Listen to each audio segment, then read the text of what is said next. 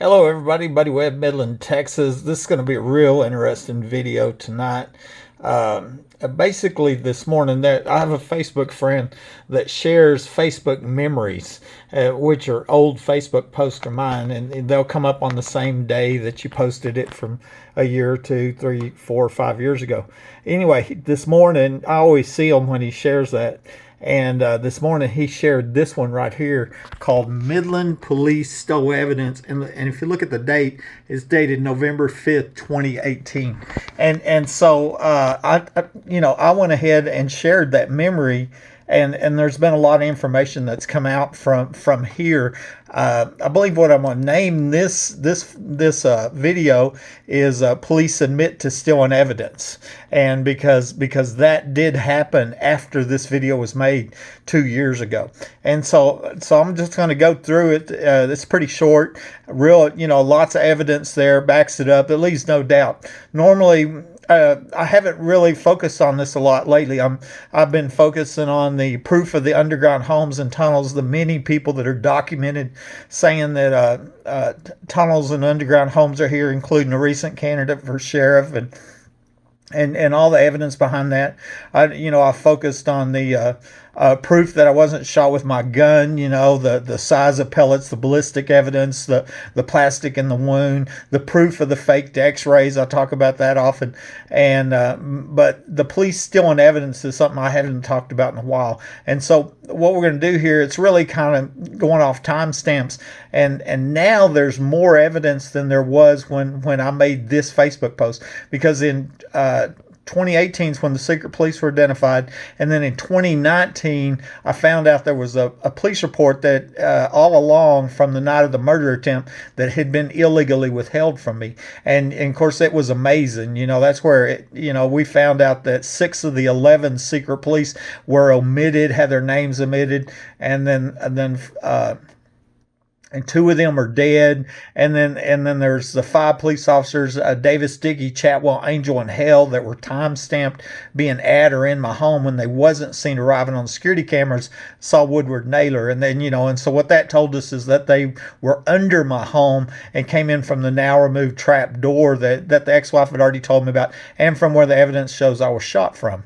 And so, I mean, that's huge news in itself. So let's get started right here. Midland police stole evidence at 10:42 p.m. on January 28, 2012. I was seen crawling out of my home after being ambushed and shot. My cell phone had been taken earlier this day, and then my home phone lines were cut before they shot me. And I've told this story before. I come home from the grocery store. I had reported my first burglary 14 months before this day. And then I come home from the grocery store on this Saturday, and I noticed somebody had been inside my home again, not in the attic, inside the main area of my home, And I get this idea to tie wire my spare doors shut. And so I spent, several hours doing that. And what I didn't know is that I trapped a burglar in my hallway bathroom. And, I didn't know that at the time. And of course, that made it a dire situation because I'm on the other side of the door with the gun in my own home, of course, with every right to protect my life and property, because these are criminals. I mean, that's what they are. I've been reporting these are felonies. They've been committing against me. And so that this burglar trap, and it's looked like a very possible that it was some of these corrupt police working with these burglars and this crime ring and human traffickers or whatever.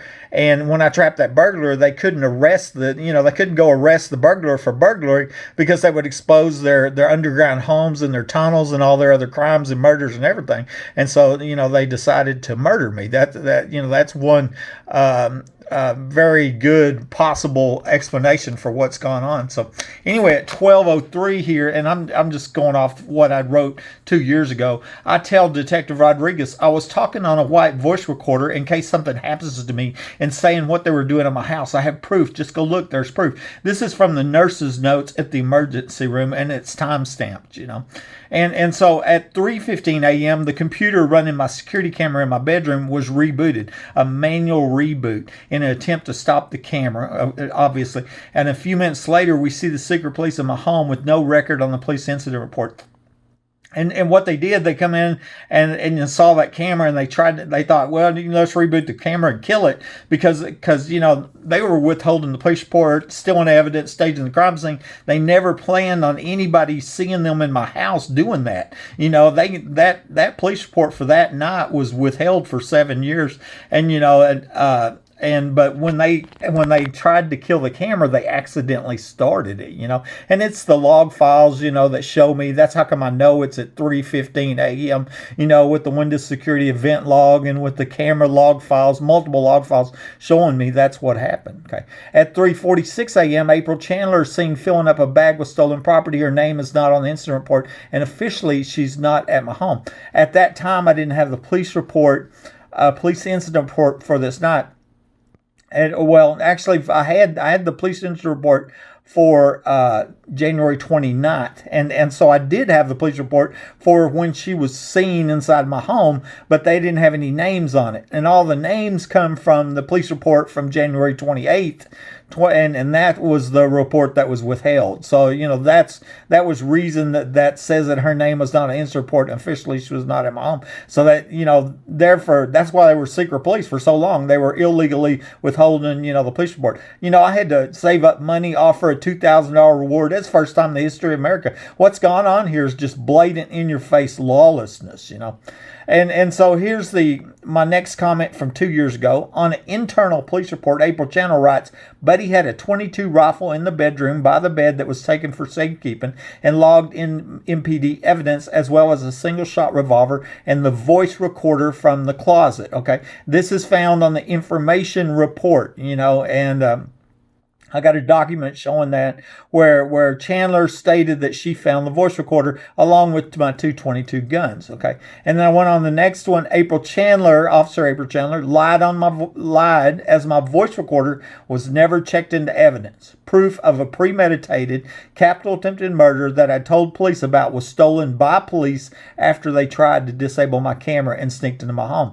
And so actually it was.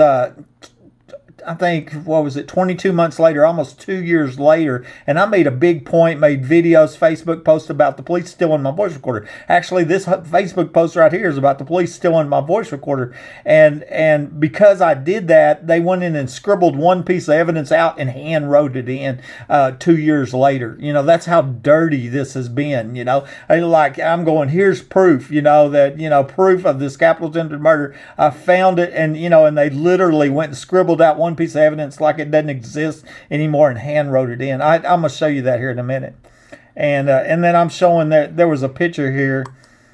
And basically this is from one of the pictures from my security camera, my bedroom security camera at 3:46 a.m. on 129.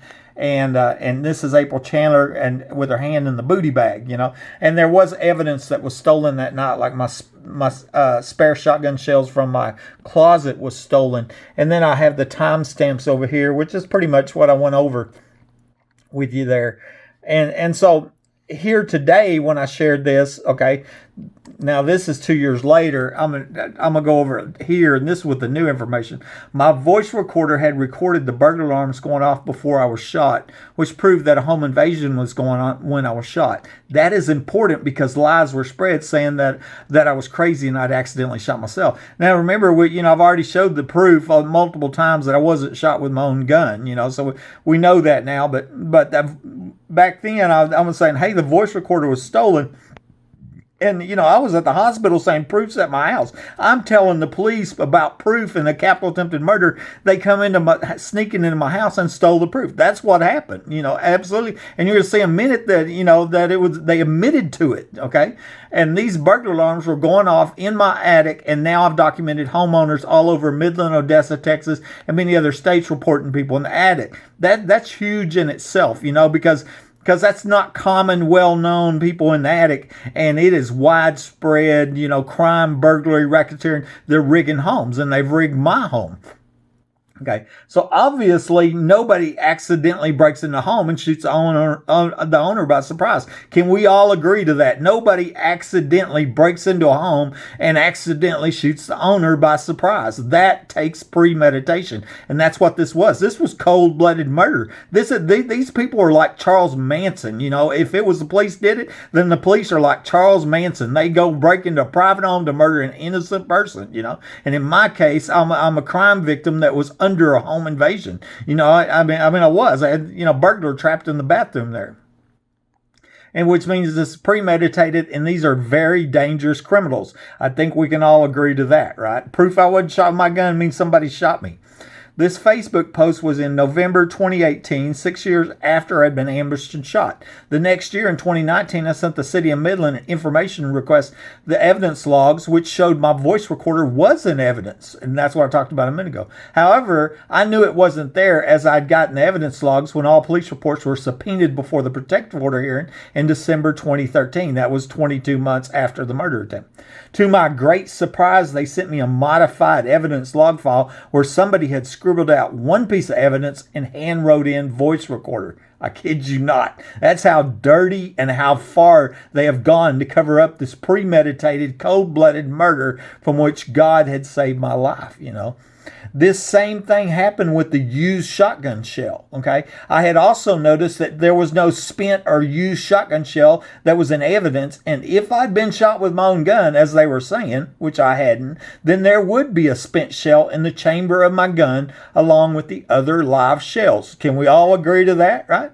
According to the police records, CSI Marty Barrett picked up my shotgun from my home. I got a record showing that. And he checked in 4 live shells from my shotgun, but he did not check in the used shotgun shell. And that's what I was saying. If I was shot with my gun, as they've been claiming, then there was a used shotgun shell in my gun, and Marty Barrett would have checked it in when he checked in the other live shells. And that didn't happen, okay? And I made a point of no used or spent shotgun shells, and 2 years later, they scribbled out a piece of evidence and hand wrote it in. Okay, the revised evidence log that was sent to me in 2019 showed that MPD Sgt. Matt Davis had checked in the used shell sometime after the fact.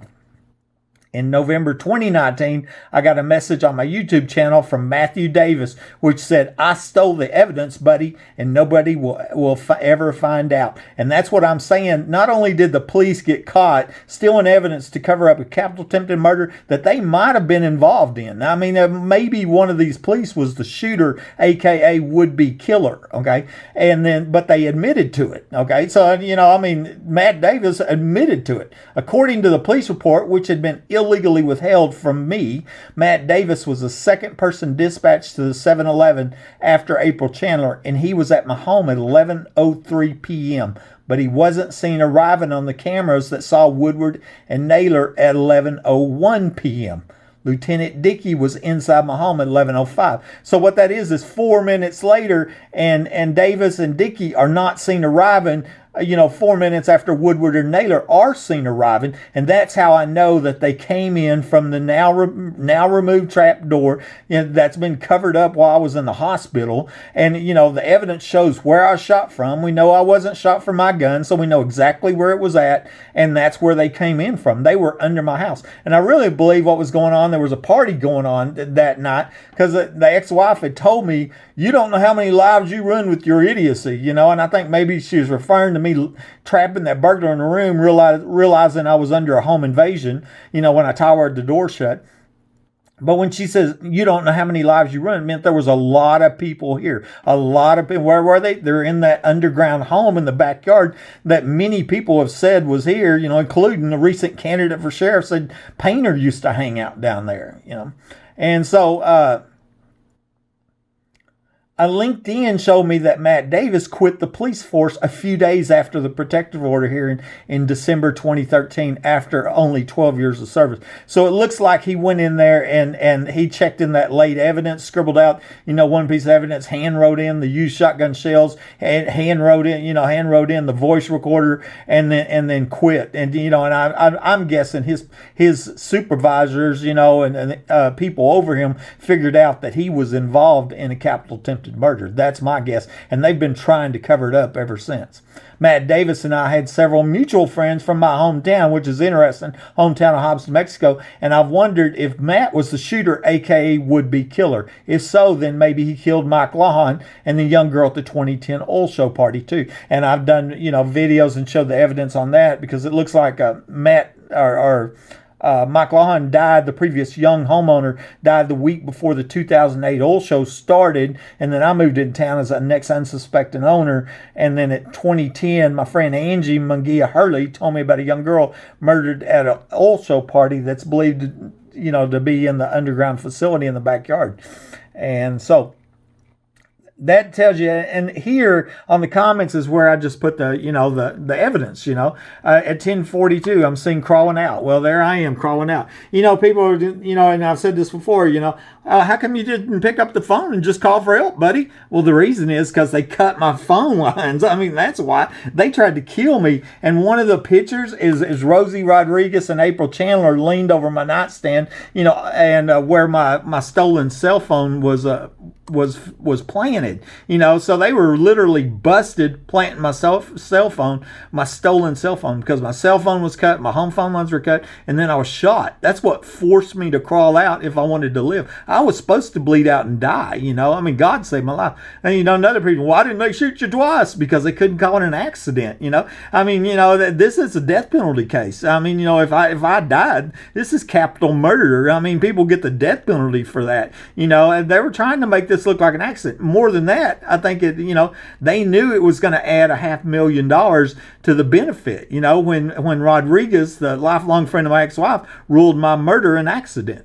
So my next comment here, 12:03 a.m., I tell Detective Rodriguez I was talking on a white voice recorder in case something happens to me and saying what they were doing in my house. I have proof. Just go look. There's proof. I said that a while ago. Here I am saying I have proof. I'm telling the police I have proof. Go look. There's a proof, and there's a voice recorder. That's what I'm saying. And, this nurse is documenting me. Another thing she documents is Detective Rodriguez has patient's necklace and stated she's going to give it to her brother. And, that was odd. And then and also there are sirens going off, the alarms going off. That was what was on the voice recorder, was the burglar alarms going off. It proved I was shot during a home invasion. And so that means I wasn't shot by accident. That's what they, tried to claim to cover up this failed for-profit murder is what it was. And, God saved my life. At 3:15 a.m., the computer running my security cameras rebooted in an attempt to stop the camera. A few minutes later, we see the secret police in my home with no record on the police incident report. I explained that a minute ago about the incident reports, but this is the Windows event log right here, and it just shows that there was a manual user-initiated log off at 3:15. That means that, this wasn't done by hackers. This wasn't done by, Microsoft Update. This was police in my house trying to kill the camera. That's what that was done by. And then at 3:46 a.m., April Chandler is seen filling up a bag with stolen property. Her name is not on an incident report. Officially, she's not in my home. Well, we do find out, 7 years later, her name was on the incident report for January 28th. Of course, this is actually for January 29th, but either way, her name was on there, but I didn't know that at the time. And there she is right here at 1:29 at 3:45 a.m. You see her here. You see her and filling up the booty bag. Remember, there was stolen evidence. Here's another picture of her. I heard her on the scanner this week. She's still a police officer, which there's no reason to think she ain't still tampering with evidence, lying on police reports, sneaking into homes and helping murder people for profit. There's no absolutely just incredible injustice going on here, blatant in your face. You reported crime, we'll break in your house and kill you. Because I was a 28-year company man, here reporting crime at my house, reporting burglaries, And here's my next comment. On an internal police report, April Chandler writes, Buddy had a .22 rifle in the bedroom by the bed that was taken for safekeeping and logged in MPD evidence, as well as a single-shot revolver and the voice recorder. That's important because that was on the day I shot. Now, she states that, okay? Well, that voice recorder didn't get hand wrote into the evidence logs until almost 2 years later, after I made a big point of it, of them still in evidence. April Chandler lied on as my voice recorder was never checked into evidence. At the time, it wasn't. Now I found out in 2019 that it was checked in after the fact, a couple years later. Proof of a premeditated capital attempted murder that I told police about was stolen by police after they tried to disable my camera and sneaked into my home, until it was hand wrote in after I made a big point of being stolen. That's what I'm saying. The whole thing's them withholding the police reports, it's confused everything, made it so hard to figure out what's going on, here. But this is from the information report, and it's dated there on January 28th.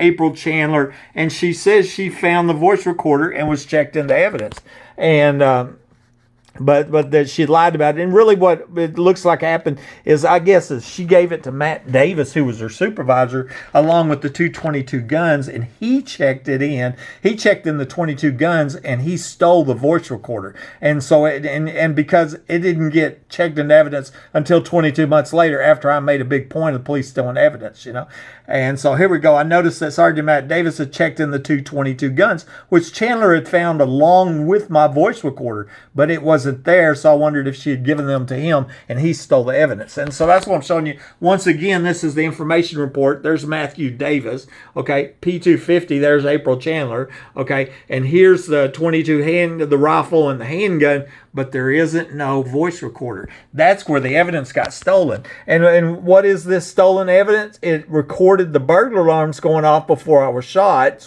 And that's why it's so important. And I had told Rodriguez, there's proof at my home. There's proof at my home. And it was the voice recorder. So they went to my home and stole the proof. That's what happened. Okay. It's real clear. We know that's what happened. And then, so here's my next comment. When I finally got the police report in 2019, I saw where Matt Davis was at my home at 11:03 p.m., but he wasn't seen arriving on the security cameras that saw Woodward and Naylor arriving 2 minutes earlier. This is what told me that he was under my home and had came in from the now removed trap door that the ex-wife had already told me about, and from where I'd been ambushed and shot from. And we know that, like I said, the evidence shows us this, okay? So here is Matt Davis's, I took the police report that I got 7 years later and I parsed it. Everything that was Matt Davis is what this is. So I have all the timestamps and I know where he was at and when and what he did, okay? And then that's what we're going to look at is what Matt Davis on the police report. At the top, I show he quit the police force in October 2013, okay? And I'll talk about the XREF, so we're going to talk about it in a minute. And he also tried to call my ex-wife twice. We'll talk about that in a minute. So here at the 7-Eleven, a guy named Kevin Turner, I pulled up to 7-Eleven, said, call the police, I've been shot. That was at 10:46, okay? And so Matt Davis is dispatched at 10:49, according to the report. Of course, keep in mind the report was withheld and it's proven to be falsified, and as in, I'll tell you what, like Rosie Rodriguez climbed in my truck at the 7-Eleven and then lied and said she wasn't there, and April Chandler said she crawled into my truck and gave me first aid, and they both lied, and this police report reflects them lies and the falsifications. Of course, the stealing of evidence and this capital attempted murder. So on scene at the 7-Eleven at 10:58 was Matt Davis, okay? He changed locations there at 11 o'clock, okay? And then at 11:03, he's on scene. So Matt Davis is at my house at 11:03, but Matt Davis is not seen on the security cameras that saw Martin County Sheriff John Woodward and the late Midland Sheriff Deputy Mike Naylor at 11:01, 2 minutes earlier. Okay, and the other thing about that is nobody's ever explained why a sheriff from a different county was at my home right after a capital murder attempt, right? And the public's never been told that Mike Naylor, that's no longer alive, was one of the secret police that took 6 years to get identified. Actually, Woodward and Naylor took 6 years to get them identified. I had to offer a $2,000 reward to get them identified. But anyways, the point is Davis was not seen, but he's at my house. Well, how can that be, buddy? How can it be see is he was under my house. It was somebody under my house that had shot me. They come in from the hidden trapdoor, now removed trapdoor that the ex-wife had told me about, and from where I'd been shot from. And once again, proof shows the one shot my gun, and we know where I fell at, so we know where that trapdoor was at. And it was obviously covered up, when I was in the hospital. I believe it was covered up between the two different police entries, because one of them was the known entry and the other one's the one they tried to hide. And if they wouldn't have accidentally got caught on camera, they would have hid it, but they started rebooting my computer and got caught on camera. That's what happened. And now we know there's two entries, but I think in between them 3 days is when they were pouring concrete and covered it up, because it was used in a capital attempted murder. Okay. And here at 11:18, Matt Davis starts this information report, okay? And I think here one thing's interesting here. About 5 weeks earlier, on December 20th, that's when the ex-wife had called the police. I had police officers put me in a car with a bag of marijuana in the back seat, and then tell me, they were threatening to frame me for drugs, and then they told me we better not be called again over here for this stuff, which was repeated burglaries to my house that I thought was connected to prostitution, human trafficking, sex trafficking. Okay, and so that's the reason I didn't call the police on the night that the burglar alarms were going off and I was shot. Remember, I said burglar alarms going off over and over and over, and I didn't call the police because I'd been threatened. But when I got in the home that night, the ex-wife told me, she said, we're creating a document trail on you. That was right after the police left. Okay. And so I made a video out of this before right here on this XREF. Okay. Because I wondered if this wasn't part of the document trail, because these three XREF is a reference. Okay. So it's a cross reference. That's what that stands for, is cross reference. And what they did is Matt Davis cross referenced gun incident to this police report, that police report, and that police report, and he did them all within 22 seconds. I went and looked at the seconds. So what I was saying when I made my video there's a video I made called 22 seconds, that there's no way a person, that wasn't already familiar with this case and would not pre-planned it could do that in 22 seconds. There's no way. It was like planned in advance, and there was other things that showed me it's planned in advance. Once again, we've already said nobody accidentally sticks in the home, accidentally shoots a homeowner, right? That takes premeditation. You got to plan that in advance. You got to go, we're going to go sneak in that home and shoot the homeowner. Okay. And then here, very important, at 11:42, Matt Davis tries to call my ex-wife twice. And I think that's real interesting, because the ex-wife's former boyfriend, Arthur Welch, contacted me in 2012, and he said, do you think she had anything to do with it? And I said, well, I think she was in Lubbock at the time. And he says, I think she had a lot to do with the thing she told me, and she threatened to have me killed too. And then just a few months ago, he posted on his Facebook, and this is 8 years later, he posted his Facebook, pretty much the same thing, is that, that he overheard her planning my murder to steal life insurance with corrupt police, and here, come to find out, she was lifelong friends with Rosie Rodriguez. They went to grade school together, and then he cleared out at 4 a.m. in the morning. And so that was the police report for Matt Davis. Okay. And then I went Googling Matt Davis, okay, and because it looks like Matt Davis stole that proof, that's what it looks like, stole that voice recorder. And what I found was LinkedIn showed me that Matt Davis quit the police department a few days after the protective order hearing on December 18, 2013, after only 12 years of service. I wondered if his supervisors figured out that he was connected with his home invasion and premeditated capital attempted murder. Okay, so this is Matt Davis, a field rep for whatever company, National now. But what I found was, this is the guy right here, Sergeant Detective, City of Midland, and August to December 2013. Well, that December 2013 is when the protective order hearing was, and he printed off them evidence logs, okay, that were, I know those files that we got because we subpoenaed all police reports, and some of them had his name on them that he printed them off. So that was on the 18th, and if he left the police force in the same month, so there was only 2 weeks left. So he must have printed out them and then just quit within a couple days after the protective order hearing. And that protective order hearing's where the document come out where the ex-boyfriend was saying, yeah, I think she had a lot to do with it from the things she said and threatened to have me killed too. That came out in the protective order hearing, and then right after that, Matt Davis quits the police force and looks like 12 years. So it's not like he retired. And And these were comments just from a friend. The truth is stranger than fiction, and praying and all that. Here, and this is where my next one here. This Facebook post was in November 2018, 6 years after I'd been ambushed and shot. The next year, in 2019, I sent the city of Midland information requesting the evidence logs, which showed my voice recorder was in evidence. You can go online and request that, However, I knew that it wasn't there, as I had gotten the evidence logs when all police records were subpoenaed before the protective order hearing in December 2013. 22 months after the murder.